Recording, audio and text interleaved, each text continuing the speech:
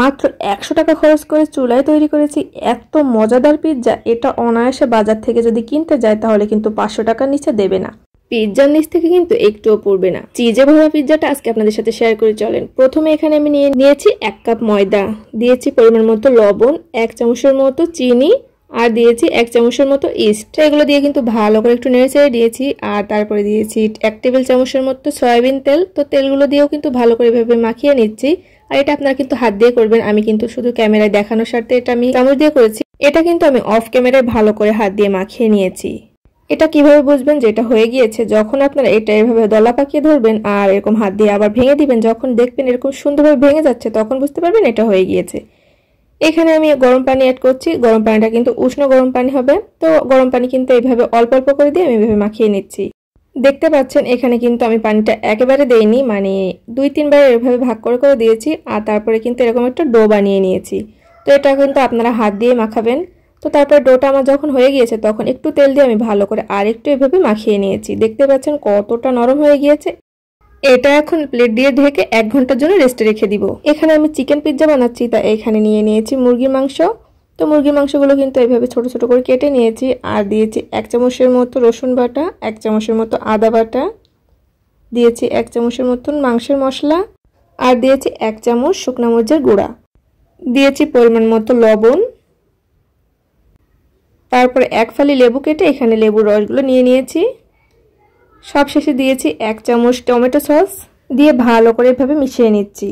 তো এখন মাংসটা মেশানো শেষ। এখন একটা ফ্রাই প্যানে আমি কিছুটা তেল দিয়েছি আর দিয়েছি কিছুটা পেঁয়াজ কুচি। অনেকে এখানে পেঁয়াজ কুচিটা ব্যবহার করেন না, তো আমার কাছে ভালো লাগে এই জন্য কিন্তু আমি পেঁয়াজটা দিয়েছি।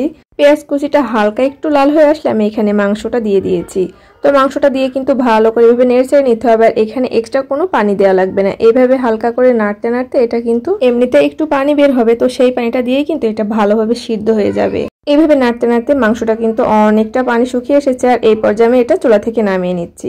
এদিকে যে পিৎজার ডোটা আমি 1 ঘন্টার জন্য রেস্টে রেখেছিলাম সেটা কিন্তু এখন ফুলে ডাবল হয়ে গিয়েছে। দেখতেই পাচ্ছেন এটা কতটা সফট। এটা কিন্তু আমি হাত দিয়ে ভালো করে মুথে নিয়েছি। পিৎজাটা আমি যে পাত্রে বেক করতে দিব সেই পাত্রে কিন্তু আগে থেকে একটু তেল ব্রাশ করে নিয়েছি। পিৎজার ডোটা কোনো বেলাবেলি ঝামেলা নেই, এইভাবে হাত দিয়ে এরকম আস্তে আস্তে করে বড় করে নিলে হয়ে যাবে। তো তারপরে আমি একটা কাঁটা চামচ দিয়ে এইভাবে একটু কেচি দিচ্ছি, মানে কাঁটা চামচ দিয়ে এটা একটু ছিদ্র করে দিচ্ছি।